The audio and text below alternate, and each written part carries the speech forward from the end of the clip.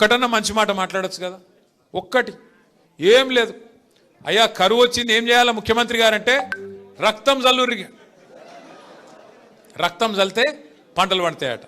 ఇలా పరిస్థితి ఏంది? రాష్ట్రం అంతా కరువు పరిస్థితున్నది. బాన్స్వాడల వానలు పడ్డాయా? కానీ మీకు ఉపాయం తెలుసా? కేసీఆర్ ఎంత గొప్పగా ఆలోచన చేసిండో. కాళేశ్వరం దగ్గర ఏదైతే నీళ్లు ఇలా కిందికి ఉత్తగా సముద్రంలో పోతున్నాయో, ఎక్కడైతే ఇలా కరువు ఉన్నా కూడా కింద నీళ్లు పోతున్నాయి గోదావరిలో, అక్కడ కట్టిండు కేసీఆర్ పంప్ హౌస్. ఆ పంప్ హౌస్ కాడ ఇవాళ రేవంత్ రెడ్డి చేయాల్సిందల్లా బటన్ ఒత్తాలి, అంతే, ఏం పీకేదేం లేదు. నువ్వు పోయి బటన్ ఒత్తాలి. ఒక్క బటన్ ఒత్తితే పంపు చాలు చేస్తే ఇలా మీ నిజాం సాగర్ నిండుతుంది, మీ నిజాం సాగర్ నిండుతుంది, మీ చెక్ డ్యామ్లు నిండుతాయి, మీ ఎస్ఆర్ఎస్పి ప్రాజెక్టు మొత్తం నింపే మరి మొత్తం ఉపాయం అంతా కేసీఆర్ చేసిపోయిండు. ఇవాళ ఈయనకు ఒక్కటే అడ్డం వస్తున్నది. ఏంటిది? ఈయన చెప్పిన అబద్ధమైన అడ్డం వస్తుంది. ఇన్ని రోజులు ఏమబద్ధం చెప్పిండు? కాళేశ్వరం కూలేశ్వరం అయిపోయింది అన్నాడు. మొన్న మేము పోతిమి చూపెడుతుంది, నేను మా ప్రశాంత్ అన్న అందరం పోతిమి చూపెడుతుంది. ఏమిటిది? ఆడ 1,00,000 క్యూసెక్కుల నీళ్లు పోతున్నాయి. 1,00,000 క్యూసెక్కులు అంటే 9 టీఎంసీలు. మీ నిజాం సాగర్ కెపాసిటీ ఎంతనే? 17 అంటే 14, సరే 17 అనుకుందాం. పట్టు జరాగు లొల్లి పెట్టక. 17 టీఎంసీలు అంటే 2 రోజులలో మీ నిజాం సాగర్ నింపచ్చు. 2 రోజులలో గన్ని నీళ్ళు పోతున్నాయి కింద. గన్ని నీళ్ళు పోతుంటే ఈ బేకార్గాడు రైతులంటే పట్టి లేదు, ఆయన లొల్లంత ఒకటే, ఏది పెట్టి కేసీఆర్ని తిట్టాలి. కానీ ఆయనకు ఒకటి ఉన్నది, ఆయన మనసులో ఒకటి ఉన్నది. ఏమిటిది? ఇప్పుడు నీళ్ళు ఇచ్చిండు అనుకో, మళ్ళీ మీరేమడుగుతారు? యూరియా అడుగుతారు. యూరియా అడిగితే మరి యూరియా ఇచ్చిండు అనుకో పంటలు పండితే మళ్ళీ మీరేమంటారు? పంటలు కొనాలంటారు, వడ్లు కొనాలంటారు. మరి వడ్లు కొనాలంటే సంచులు ఇవ్వాలి, మళ్ళీ సుతులు ఇవ్వాలి, మళ్ళీ మద్దతు ధర ఇవ్వాలి, మళ్ళీ మీదికెళ్ళి ఇంకోటి బోనస్ అని డైలాగులు కొట్టిండు కదా, బోనస్ ఇవ్వాలి. ఈ అమ్మాయి లొల్లంత ఎందుకు? నీళ్ళు ఇవ్వకపోతే సపరేట్గా మొత్తం బంద్ అవుతుంది అని చెప్పి నీళ్ళు బంద్ పెడతాను. అసలు కదా గది. ఆయన నీళ్ళు ఇవ్వకపోతే కారణం ఏంటంటే మొత్తం వ్యవస్థ మంచిగానే ఉన్నది. కాళేశ్వరంలో ఒక్క మేడిగడ్డ బరాజులో 2 పిల్లర్లు కుంగినాయి. ఆ 2 పిల్లర్లు కుంగితే 31 నెలల నీకు సుతారాలు దొరుకుతలేరా? మేస్త్రీలు దొరుకుతలేరా? సిమెంటు లేదా? ఏం కమ్మి పడ్డది ముఖ్యమంత్రికి? 31 నెలలు అయింది కదా. ఇప్పుడు మనం ఇల్లు కట్టుకుంటామే, ఇల్లు కట్టుకున్నాక ఒక మూలకి ఎక్కనో దగ్గర ఉరుస్తుంది, లీకేజ్ ఉన్నది, ఇల్లు కూడా కొడతావా? ఎవడన్నా బుద్ధినోడైతే చెప్పుకుంటాడు కదా, ఆయన గుంపు మేస్త్రి అని. గుంపు మేస్త్రి అంటోడు ఇల్లు చదురుతాడా కూల కొడతాడా? చదురుకోవాలన్నా చిన్న తప్పు ఉంటే. మరి 31 నెలలు అయింది, నీకు లేదా ఆలోచన లేదా? ఎంతసేపు కేసీఆర్ తిట్టాలి, కూలేశ్వరం. ఏం కూలేశ్వరము? ఆ కాళేశ్వరంలో 100 భాగాలు ఉంటే ఒక్క భాగం మేడిగడ్డ, ఒక్క ఇస్సా మేడిగడ్డ. 100 ఉన్నాయి అందులో.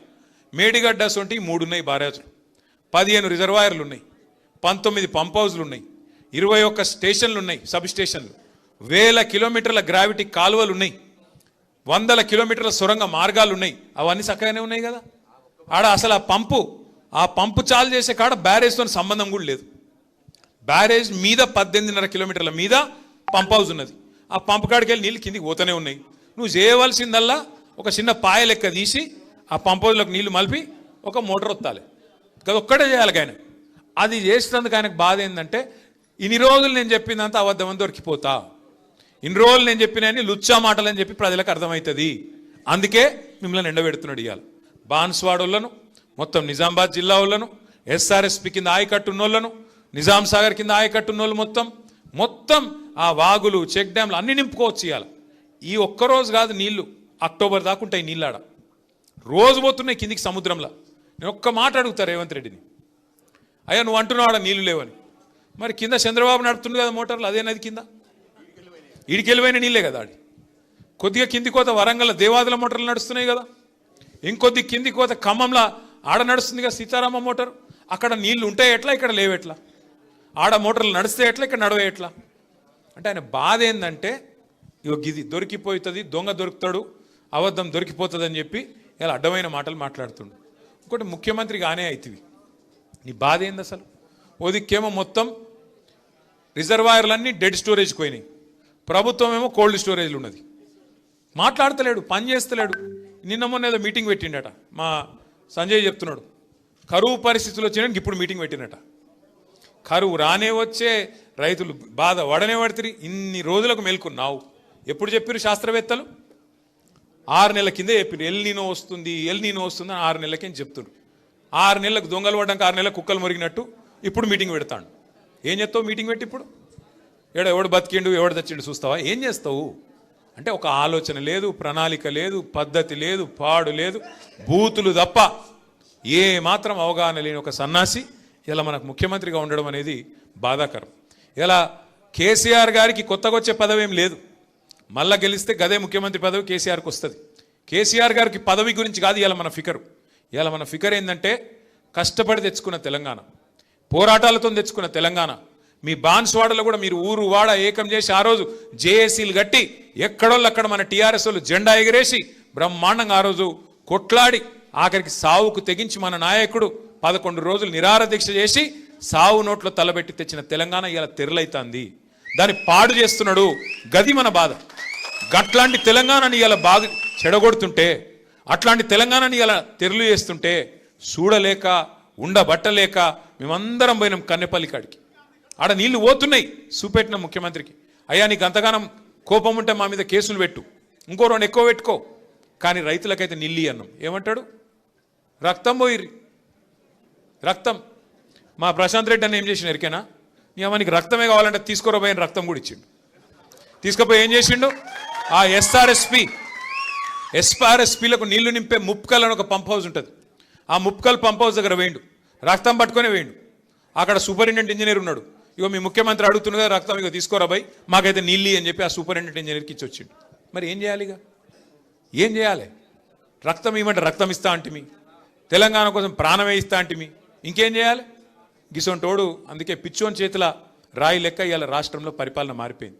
ఒక్క వర్గం ఈ రాష్ట్రంలో, రైతు కావచ్చు, మహిళలు కావచ్చు, అట్లాగే యువకులు కావచ్చు, ఎవ్వరు కూడా కుషలేరు. యువకులను మోసం చేసిండు. 2 లక్షల ఉద్యోగాలు అన్నాడు. మొదటి సంవత్సరంలో 2 లక్షల ఉద్యోగాలు ఇస్తా అన్నాడు. ఇచ్చిండా? మరి 10,000 ఉద్యోగాలు కూడా ఇవ్వలే. ఎన్ని జూటా మాటలు అంటే, నేను అడిగిన రేవంత్ రెడ్డిని, అరే మందికి పుట్టిన బిడ్డలు మా బిడ్డలను ఎన్ని రోజులు చెప్పుకుంటావురా? కేసీఆర్ ఇచ్చిన ఉద్యోగాలు నీ ఉద్యోగాలు ఎట్లా చెప్పుకుంటావు? సిగ్గు లేదా నీకు? 70,000 ఉద్యోగాలు ఇచ్చినట్టు నువ్వు రుజువు చేస్తే, 70,000 ఉద్యోగాల నోటిఫికేషన్లు నువ్వే ఇచ్చినావు, నువ్వే ఉద్యోగాలు ఇచ్చినావు అని రుజువు చేస్తే నేను రాజీనామా చేస్తా అని చెప్పిన. దానికి కూడా మళ్ళీ ఏదో పిసపిస మాటలు తప్ప ఒకటి సొక్కం మాట లేదు. ఇక కొత్తగా ఒకటి నేర్చుకున్నాడు ఈ మధ్యన. ఏమైనా రేవంత్ రెడ్డి 100 రోజులనే అన్ని చేస్తా అంటివి, 3 నెలలనే మొత్తం చేస్తా అంటివి కదా, ఏమైనా అంటే కొత్తగా నేర్చుకున్నాడు ఒక కథ. ఏమంటుండే? ఇప్పుడు ఎక్కడన్నా ప్రపంచంలో ఎంత కండలు తిరిగిన పహల్వానైనా 3 నెలలనే పిల్లలు పుట్టిస్తాడా? మాకు తెలియదారా నాయన 3 నెలల పిల్లలు పుట్టరని? మాకు పెళ్ళిళ్ళు కాలే, మాకు పిల్లలు లేరా? మాకు తెలియదా? నేను అడుగుతున్నా కాకపోతే రేవంత్ రెడ్డిని, మా బాన్స్వాడ అన్నదమ్ముల సాక్షిగా, అరే 3 నెలల పిల్లలు పుట్టరు మాకు ఎరికే, మరి 31 నెలల పిల్లలు పుట్టకపోతే నిన్ను ఏమనాలి? మరి చెప్పురు మీరు. 3 నెలల పుట్టరు, ఓకే, నో ప్రాబ్లం. 3 నెలలు అయిపోయింది, 31 నెలలు ఒడిసేపాయ, ఏమనాలి మరి నిన్ను? ఏమనాలి? నేను ఆటలేను రాబాయ్, మీరన్నారు. ఇగో నేనేమంటున్నా అంటే ఆయన తిట్టి నోరు ఖరాబ్ చేసుకుని అక్కడ కూడా లేదు.